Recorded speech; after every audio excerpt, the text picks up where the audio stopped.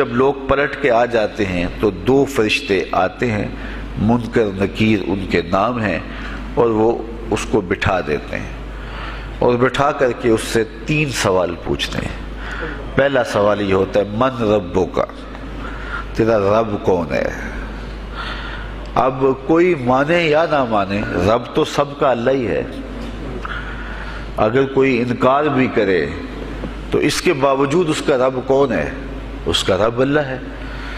تو دنیا کے اوپر کوئی اقرار کرے یا انکار کرے، لیکن نفس الامر میں، حقیقت میں اس کا رب اللہ ہی ہے۔ یہ تو حقیقت ہے، یہ تو طے شدہ ہے۔ لیکن جو عقیدہ دنیا پہ رہا ہوگا وہی عقیدہ اس کے لہجے میں آئے گا۔ اگر اس نے عملاً، رویتاً، قولاً، فعلاً اپنے اللہ کو اپنا رب مانا، رب کہتے ہیں کسی چیز کی تربیت اس کی استعداد ذاتیہ کے مطابق کرنے والا رب کہلاتا ہے۔ تو اللہ تعالیٰ جل شانہ ہم سب کا خالق بھی ہے، مالک بھی ہے، رازق بھی ہے، اور ہماری ضروریات کا وہ کفیل بھی ہے۔ وہ ہمارا رب ہے، اور صرف ہمارا رب ہی نہیں ہے، رب العالمین ہے، پورے جہانوں کا رب ہے، پوری کائنات کا رب ہے۔ خالق بھی سب کا وہی ہے اور رب بھی سب کا وہی ہے۔ جو اسے مانتا ہے اسے بھی رزق دیتا ہے، جو نہیں مانتا تو اس کے لیے بھی رزق کے دروازے بند نہیں کرتا۔ حضرت ابراہیم علیہ السلام کی عادت یہ تھی کہ جب تک کوئی مہمان نہیں آ جاتا تھا اتنی دیر تک کھانا نہیں کھاتے تھے۔ بھوک لگتی تو کوئی مہمان ڈھونڈتے تاکہ اس کے ساتھ بیٹھ کے کھانا کھاؤں۔ کھانا جتنا بھی مرغن اور جتنا بھی جو ہے وہ پرتکلف کیوں نہ ہو، اگر مہمان کے ساتھ کھایا جائے گا تو اس کا قیامت کے دن کوئی حساب نہیں ہوگا۔ تو مہمان کے ساتھ وہ کھانا کھایا کرتے تھے۔ مہمان اللہ کی رحمت ہوتا ہے۔ اچھا، وہ ایک دن مہمان ڈھونڈنے نکلے تو ایک بوڑھا شخص ملا تو اسے اپنے ساتھ گھر میں لے آئے، بٹھایا دسترخوان پہ۔ جب کھانے کا وقت آیا تو کہا کہ اللہ کے نام سے شروع کرو۔ اس نے کہا میں تو اللہ کا نام نہیں لوں گا، میں تو بتوں کا پجاری ہوں، بتوں کو پوجنے والا ہوں۔ حضرت ابراہیم علیہ السلام نے کہا کہ تیرے ساتھ میرا تعلق کوئی کاروباری، کوئی ذاتی، کوئی اور تو ہے نہیں، میں رب کے لیے ہی تو تجھے کھلا رہا ہوں، اور اگر تو رب کا نام ہی نہیں لے گا تو پھر میرا تیرا رشتہ کیا باقی بچتا ہے؟ اس نے کہا میں چند لقموں کے لیے اپنے بتوں سے بے وفائی نہیں کر سکتا۔ وہ غالب نے کہا تھا نا کہ وفاداری بشرط استواری اصل ایمان ہے، مرے بت خانے میں تو کعبے میں گاڑو برہمن کو۔ اس نے اپنے انداز میں ایک بات کی تھی کہ وفاداری بڑی چیز ہوتی ہے، تو اس نے بتوں سے وفاداری کا بھرم رکھا۔ اس نے کہا کہ میں چند لقموں کے لیے جو ہے وہ تیرے رب کا نام لوں اور اپنے معبودان کا نام چھوڑ دوں، یہ نہیں ہو سکتا۔ آج تو لوگ چائے کی پیالی پہ دین بیچ رہے ہیں، کیا آج ممبر و محراب فروخت نہیں ہو رہے؟ لیکن اس بوڑھے شخص نے کہا کہ میں چند لقموں کے لیے، چند ٹکڑوں کے لیے میں اپنے بتوں سے بے وفائی نہیں کر سکتا۔ حضرت ابراہیم نے کہا تو اگر بتوں کے ساتھ اتنی محبت رکھتا ہے تو پھر میں بھی رب کے نام کے علاوہ تجھے دینے پہ آمادہ نہیں ہوں۔ وہ دسترخوان سے اٹھ کے چلا گیا۔ وہ چلا گیا تو جبریل امین حاضر خدمت ہوئے، رب کا سلام دیا، اے ابراہیم۔ رب سلام دیتا ہے اور فرماتا ہے تو نے آج میرا ایک بندہ ناراض کر دیا۔ یا اللہ، وہ تیرا بندہ تھا، اس کو تو تیرا نام لینا بھی گوارا نہیں تھا۔ کہا ابراہیم اس کی عمر کتنی ہوگی؟ یا اللہ 80 سال کے قریب ہوگی۔ کہا اتنا عرصہ ہو گیا میں اس کو رزق دے رہا ہوں، تو ایک دن نہیں کھلا سکا۔ اب ابراہیم علیہ السلام اس کو ڈھونڈنے نکلے ہیں۔ وہ کسی پہاڑ پہ چڑھ رہا تھا، دور سے آواز دیو میاں آ جاؤ، کھانا ٹھنڈا ہو رہا ہے۔ اس نے کہا تم تو بڑے سخت تھے، لہجے میں، رویے میں تبدیلی کیسے آ گئی؟ کہا کہ اسی رب کا پیغام آیا ہے کہ مجھے اتنا عرصہ ہوا اسے کھلاتے ہوئے، وہ مجھے نہیں بھی مانتا تھا، پھر بھی میں اس کی ضروریات کو پورا کرتا رہا ہوں، اور تم ایک دن نہیں دے سکے، تو آؤ کھانا ٹھنڈا ہو رہا ہے۔ کہا تے رب کا نام نہیں لوں گا، کہا نہ لینا، کہا اتنی تبدیلی؟ کہا اسی رب کا سندیس آیا ہے، اسی رب کا پیغام آیا ہے۔ کہا پھر کھانا بعد میں کھاؤں گا، پہلے اپنے رب کا مجھے غلام بنا لے۔ تو کوئی مانے اس کو بھی دیتا ہے، کوئی نہ مانے اس کو بھی دیتا ہے، بلکہ دنیا کے اوپر کافروں کو زیادہ دیتا ہے۔ ایک روایت میں آتا ہے کہ اگر اہل ایمان کی دلجوئی کا لحاظ نہ ہو تو کافروں کے گھروں کی سیڑھیاں سونے اور چاندی کی ہوں، لیکن یہ کہیں گے ہمیں تو مار ہی دیا ہے۔ اور اقبال نے کہا تھا نا کہ کافر کو دیے حور و قصور اور مومن کے لیے فقط وعدہ حور۔ تو اس لیے ان کی دلجوئی ہے، ورنہ کافروں کو اتنا دور، چونکہ ان کا حصہ آخرت میں نہیں ہے، ان کا حصہ صرف دنیا ہے۔ دنیا پہ عیش کریں، دنیا پہ عیش و عشرت کی زندگی گزارے، دنیا ہی دنیا، آخرت میں ان کا کوئی حصہ نہیں۔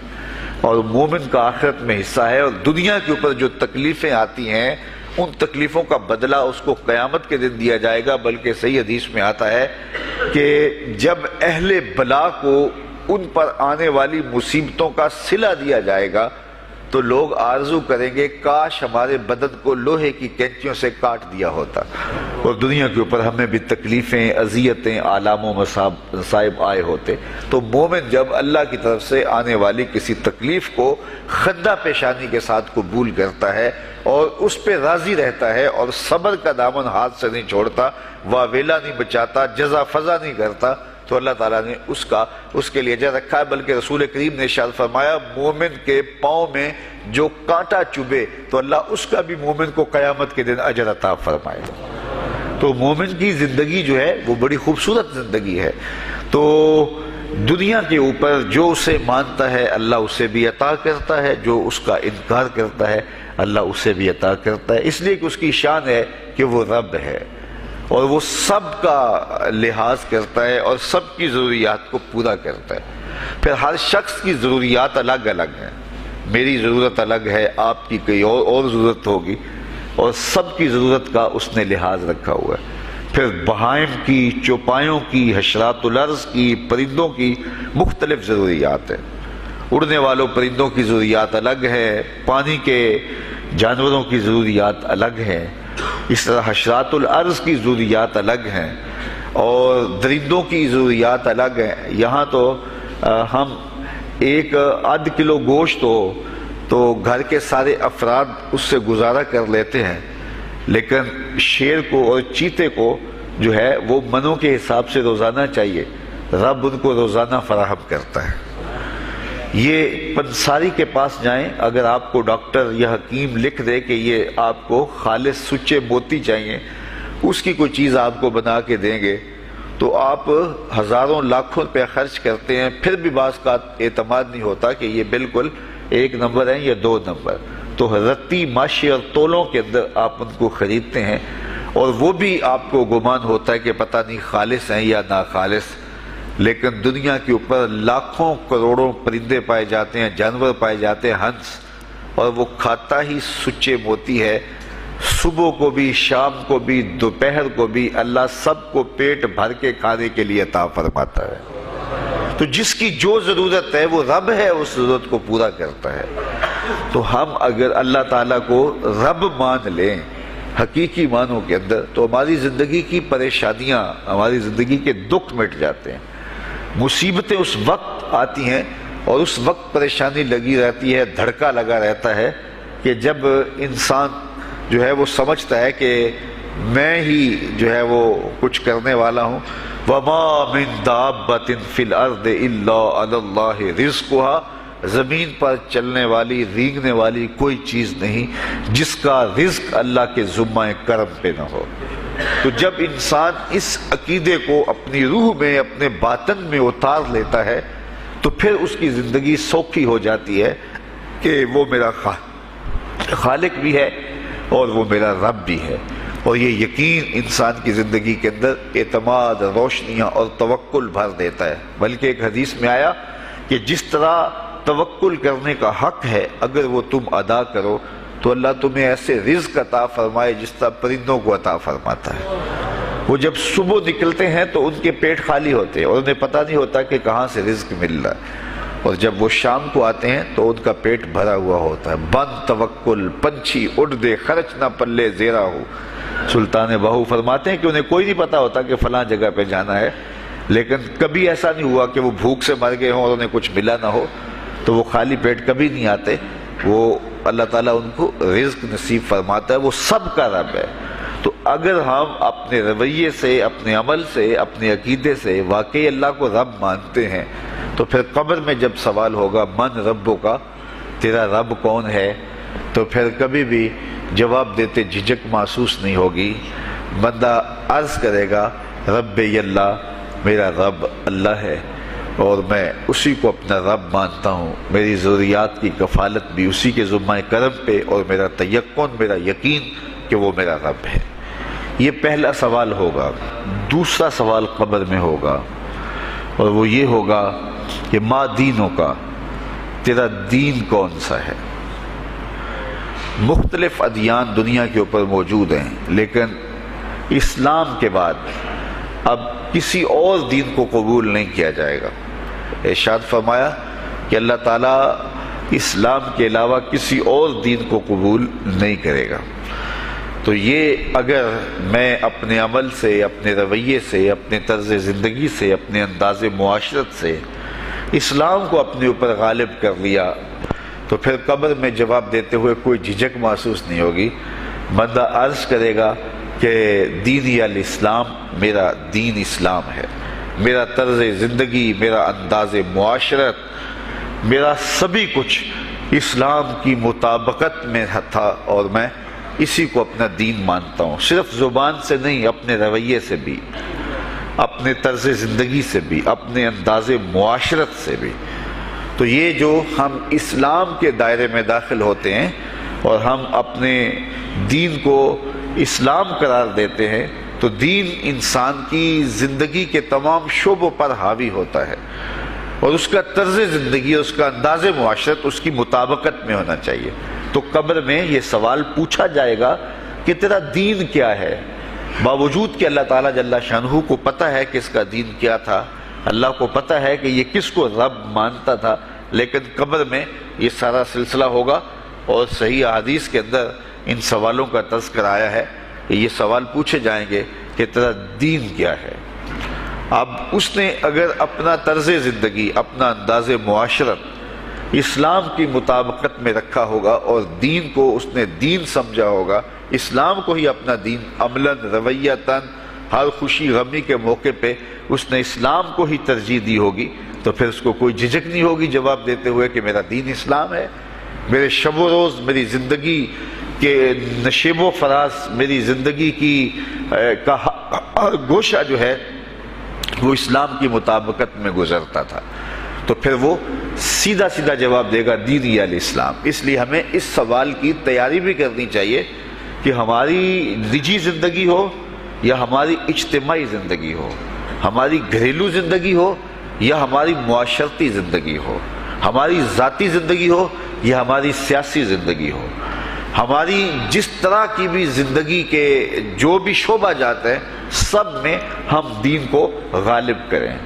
ہم صرف مسلح کے مسلمان نہ بنیں کہ 5 نمازیں پڑھ لیں اور ہم کہتے ہیں مسلمان ہیں، روزے رکھ لیے، تراویح پڑھ لی، اور ہم نے جو ہے وہ زکوٰۃ دے دی اور حج کر لیا، تو اس سے ہم مطمئن ہو گئے کہ ہم مسلمان ہیں۔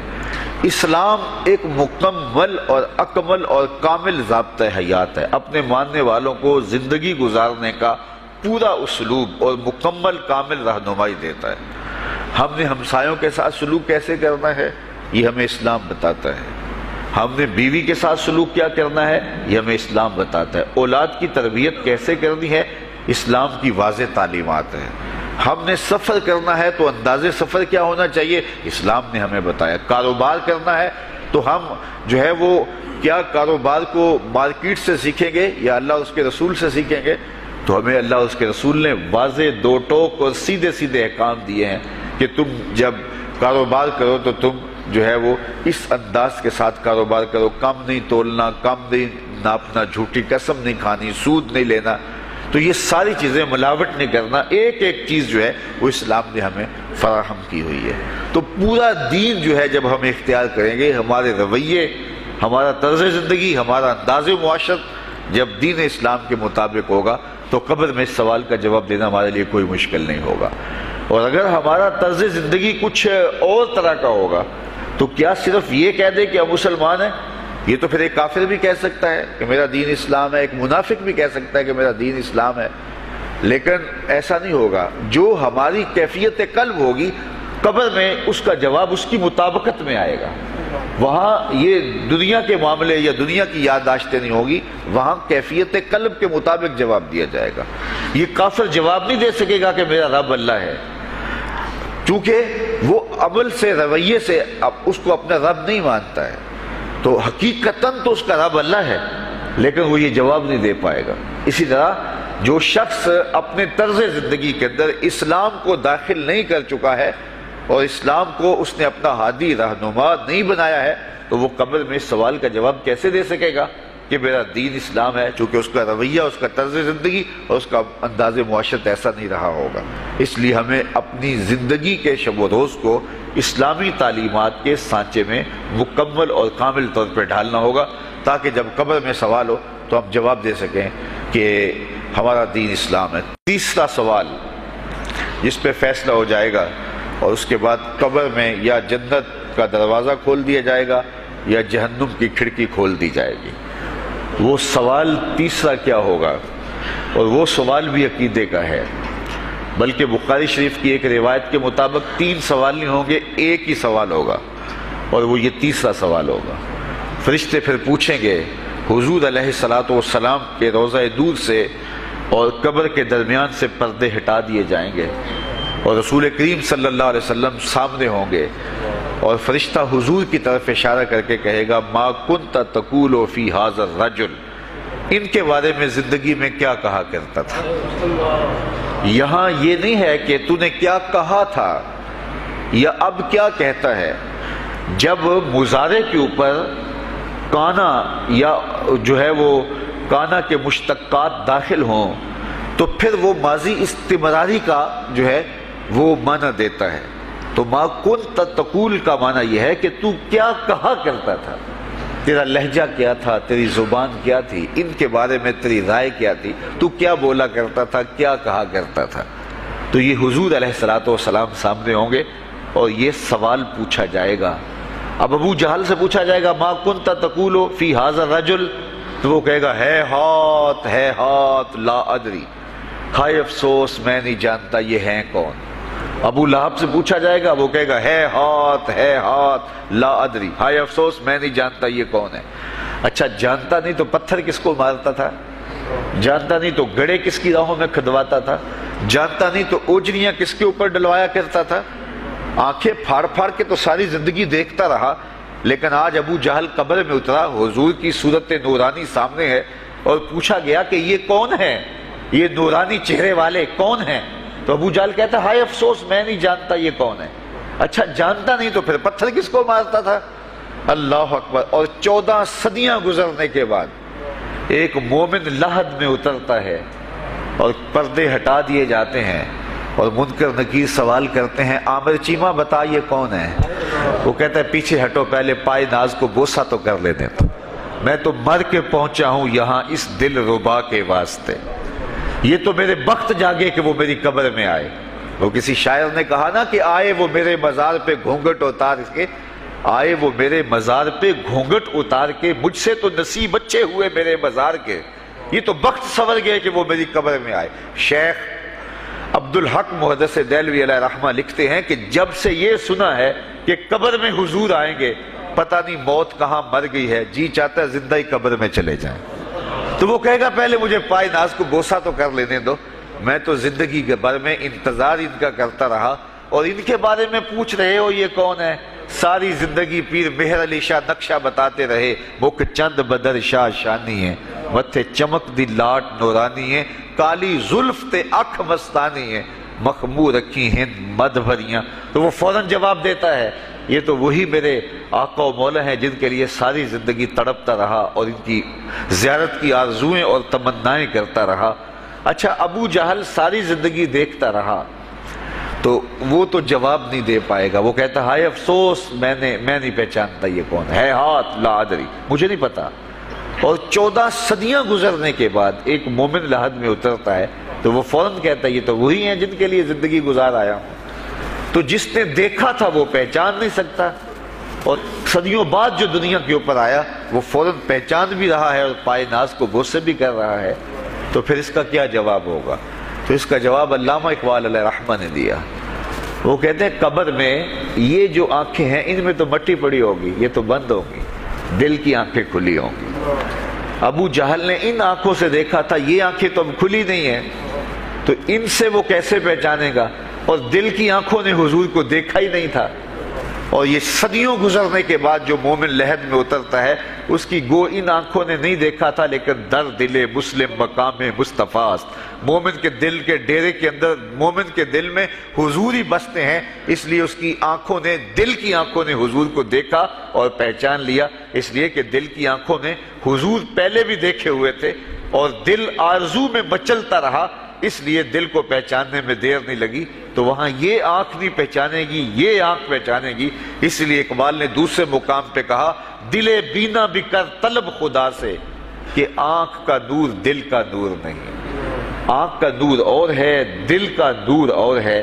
تو اگر کوئی شخص دنیا کے اوپر دل کے نور سے بے بہرا رہا، قیامت کے دن یہ آنکھیں اسے فائدہ نہیں دے گی، بلکہ اللہ تعالیٰ نے خود قرآن مجید میں ایک مقام پہ فرمایا من کان فی ہذہ اعمی فہو فی الآخرۃ اعمی واضل سبیلا، جو اس دنیا میں اندھا رہا کل قیامت کے دن بھی نابینا اٹھایا جائے گا۔